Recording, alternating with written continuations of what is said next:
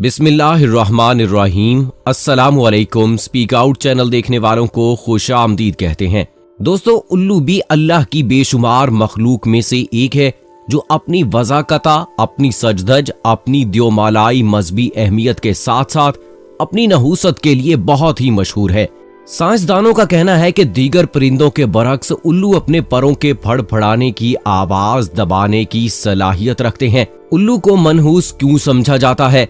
हजरत इमाम जाफर सादिक रज़ियल्लाहु ताला अन्हो ने इस परिंदे के बारे में क्या फरमाया और ये रात को जागता है जबकि दिन में क्यों छुपता है?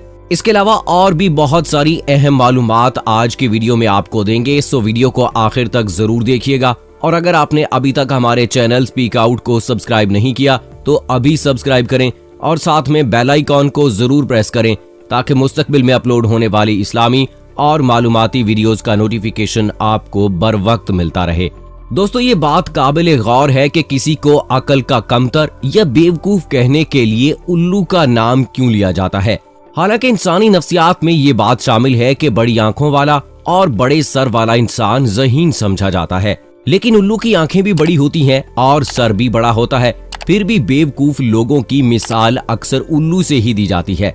आमतौर से अवाम उल्लू को मनहूस परिंदा मानते हैं, लेकिन अंग्रेजी अदब की बच्चों की कहानियां जैसे हैरी पॉटर में उल्लू को आला खूबियों वाला और अक्लमंद परिंदा माना गया है।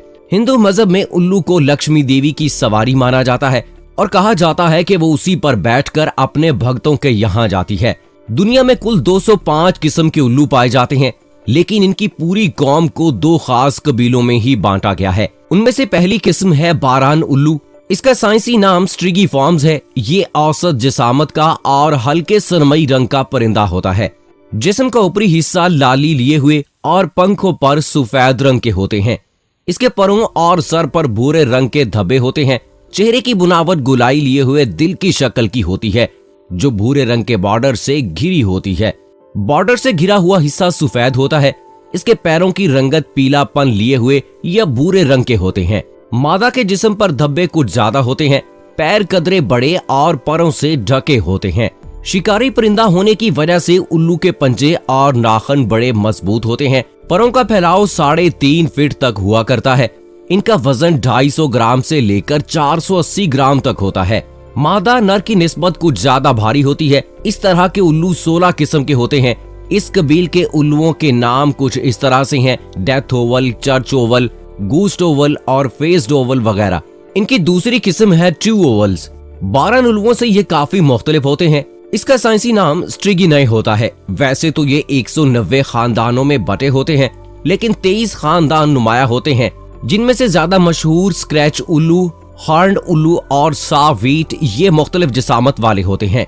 बहुत छोटे बोने उल्लू से लेकर भारी भरकम और मुख्तलिफ रंगों में पाए जाते हैं। इस तरह के उल्लुओं का चेहरा गोल और बड़ा होता है। दुम छोटी होती है। उल्लू के पर धब्बेदार होने की वजह से बड़े शिकारी परिंदों, बाज वगैरह की नजर इन पर जल्दी नहीं पड़ती। उल्लू अपने से छोटों का शिकार करता है और खुद को शिकार होने से बचाता है। चूहे, गलहरियां, खरगोश, चिड़ियां, कीड़े मकोड़े वगैरह किसानों के दुश्मन होते हैं, लेकिन उल्लू इनको अपनी खुराक बनाकर करोड़ों का अनाज बचाता है और लोगों की माली मदद करता है। इसलिए उल्लू किसानों का दोस्त कहलाता है। आमतौर से इनकी उम्र 1-2 साल ही होती है।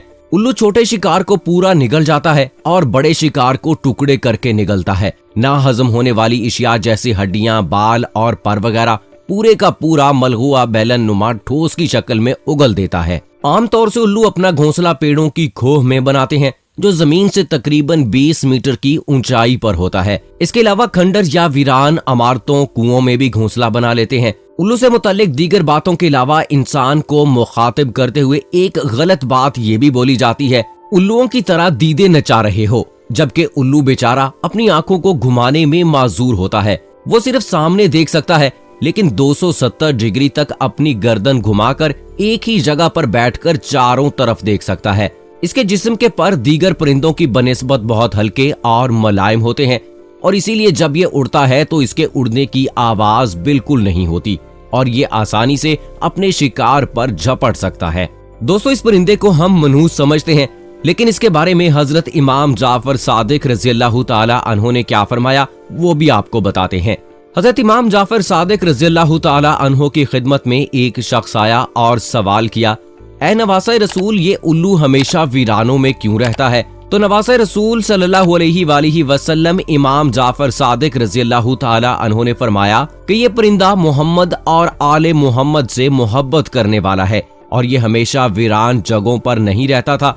तो इस शख्स ने कहा, ऐ नवासे रसूल, आखिर ऐसा क्या हुआ कि ये परिंदा वीरानों में चला गया और इंसानों से दूर दूर रहता है? तो हजरत इमाम जाफर सादिक रज़ियल्लाहु ताला अन्हो ने फरमाया, इस परिंदे को जब मालूम हुआ कि मेरे जद इमाम हुसैन रज़ियल्लाहु ताला अन्हो करबला में रुके हैं, तो ये परिंदा 10 मुहर्रम की रात करबला आ पहुंचा और नवासे रसूल से अर्ज करने लगा, ए हुसैन रज़ियल्लाहु ताला अन्हो, हमारे लिए क्या हुक्म है? इमाम हुसैन रज़ियल्लाहु ताला अन्हो ने फरमाया, चले जाओ, क्योंकि कल जो इस जमीन पे रसूल सल्लल्लाहु अलैहि वसल्लम की आल के साथ होगा वो तुम देख नहीं पाओगे। उस परिंदे ने बहुत इसरार किया और बिलाखिर इनको करबला के वाक़े को देखने की इजाजत मिल गई। लेकिन जब इन परिंदों ने अली असगर के मासूम गले पर तीर देखा, फौजे यजीद का जुल्म देखा, हजरत इमाम हुसैन रज़ियल्लाहु ताला अन्हो के सर को कटा हुआ देखा, उनकी लाश को पामाल होते हुए देखा, आले रसूल सल्लल्लाहु अलैहि वसल्लम की बेटियों के ख़याम को जलते हुए देखा, तो इन परिंदों के दिल में इंसानों के लिए नफरत पैदा हो गई और तभी से ये वीरान जगहों में रहा करते हैं। इंसान जात से दूर रहते हैं, अंधेरे में निकलते हैं और दिन के उजाले में छुप जाते हैं। और दोस्तों, साइंसदानों का कहना है कि दीगर परिंदों के बरक्स उल्लू अपने परों के फड़फड़ाने की आवाज दबाने की सलाहियत रखते हैं। मुहक्किकीन के मुताबिक यही वजह है कि शिकार के दौरान उल्लू अपने हदफ को बेखबरी में ही जा पकड़ते हैं। उनका कहना है कि उल्लुओं को आवाजें पोशीदा रखने के मामले में परिंदों का सरदार कहा जाता है। चीन की डालियान यूनिवर्सिटी ऑफ टेक्नोलॉजी के साइंसदानों ने पता चलाया है कि उल्लुओं के पर एक साइलेंसर की मानद फड़फड़ाहट से पैदा होने वाले शोर को दबा देते हैं और वो बेआवाज परवाज कर सकते हैं। साइंसदानों का कहना है कि अगर ये मालूम कर लिया जाए कि उल्लुओं के पर कैसे एरोडायनामिक आवाजों को छुपा सकते हैं, तो इससे बड़ी मशीनों से खारिज होने वाले शोर को खत्म करने में मदद मिल सकती है। तहकीक से पता चला कि उल्लुओं के परों से दौरान परवाज मैकेनिकी तवानाई खारिज होती है, जिसे वो हरारत में तब्दील कर लेते हैं और इसका नतीजा मुकम्मल खामोशी में परवाज की सूरत में निकलता है।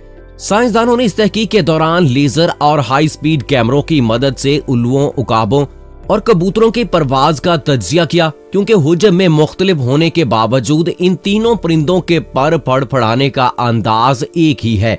इस तहकीकाती टीम के सरबराह प्रोफेसर जिंगकोई चो का कहना है कि उल्लुओं की खामोशी से अपने शिकार को पकड़ लेने की सलाहियत एक अरसे से साइंसदानों और इंजीनियर्स को हैरान किए हुए थी। उन्होंने कहा कि अब जबकि हम ये जान चुके हैं कि उल्लू की परवाज की सलाहियत हमारी सोच से कहीं ज्यादा बेहतर है, तो हम उसे आवाज छुपाने वाले परिंदों का सरदार कह सकते हैं। उल्लुओं की कुव्वत समात बहुत ज्यादा होती है, लेकिन इनके कान दिखाई नहीं देते क्योंकि वो आंखों के पीछे परों के गुच्छे में ये छुपे होते हैं।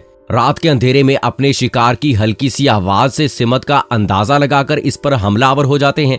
इनके पंजे खास किस्म के होते हैं, जिसमें 4 नुकीली उंगलियां 2 आगे और 2 पीछे की जानिब होती हैं।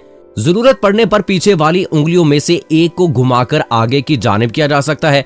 इनकी चोंच दीगर गोश्तखोर परिंदों की तरह नुकीली और टेढ़ी होती है। परों से ढकी होने की वजह से ये छोटी दिखाई देती है। उल्लू से ताल्लुक रखने वाली सबसे दिलचस्प बात यह है कि इनके झुंड को अंग्रेजी में पार्लियामेंट कहा जाता है। और दोस्तों, आपको यहाँ ये भी बताते चलें कि उल्लू के बारे में मुख्तलिफ ममालिक में मुख्तलिफ किस्म के और दिलचस्प अकायद पाए जाते हैं। बरतानिया में उल्लू के बोलने या उसके रोने की आवाज को मनहूस समझा जाता है। जनूबी अफ्रीका में उल्लू की आवाज को मौत की अलामत समझा जाता है, जबकि कनाडा में 3 रात लगातार उल्लू के बोलने पर खानदान में किसी की मौत यकीनी समझी जाती है। अमेरिका के जनूबी और मगरबी दोनों हिस्सों में उल्लू का देखा जाना मनहूस समझा जाता है। चीन में उल्लू दिखाई देने पर पड़ोसी की मौत की अलामत समझी जाती है। ईरान में उल्लू की अच्छी आवाज को खुशी की अलामत मानते हैं। रोने जैसी आवाज को बुरी अलामत माना जाता है। तुर्की में भी उल्लू की आवाज को तो मनहूसी समझा जाता है, लेकिन सफेद उल्लू को साद माना जाता है। हिंदुस्तान में घरों पर उल्लू का बैठकर बोलना अच्छा शगुन नहीं माना जाता, लेकिन दिवाली में घरों में खुशहाली लाने के लिए जादू मंत्र करने, सेहतयाबी के लिए उल्लुओं की कुर्बानी चढ़ाई जाती है। इसके अलावा हिंदुस्तान में लोगों का अकीदा ये भी है कि उल्लू की आंख का काजल बनाकर लगाने से रात में भी दिन की तरह दिखाई देता है। उल्लू के नाखन बच्चे के गले में बांधने से बच्चे को नजर नहीं लगती। उल्लू के गोश्त को तावीज में भरकर गले में बांधने से किसी तरह का डर नहीं लगता। उल्लू की पूजा दिवाली में करने से लक्ष्मी जी मेहरबान होती हैं, बेहद दौलत बरसती है। उल्लू के पर को हिसाब किताब के बही खाते में रखने से मालो दौलत में बरकत होती है। अब इनको कौन समझाए कि वक्त से पहले और किस्मत से ज्यादा किसी को कुछ नहीं मिलता। सो दोस्तों, कैसी लगी हमारी आज की वीडियो? उम्मीद करते हैं पसंद आई होगी। सो वीडियो को दोस्तों के साथ और सोशल मीडिया पे जरूर शेयर कीजिएगा और मुझे अगली वीडियो तक इजाजत दीजिए। फी अमानिल्लाह।